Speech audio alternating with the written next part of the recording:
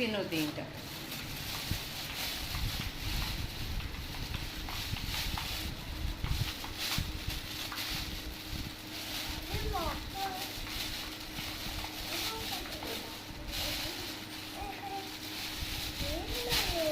Hello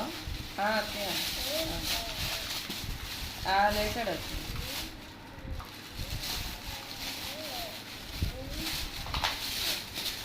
రాత్రి అంతా జ్వరం వచ్చింది మళ్ళీ జలుబు మీద. ఇప్పుడు సిరప్పులు తెమ్మంటున్నాను, వెళ్ళి మొన్నగా అయిపోయినాయి, ఇప్పుడు తీసుకురమ్మంటున్నా ఇక్కడ మెడికల్ షాప్లో.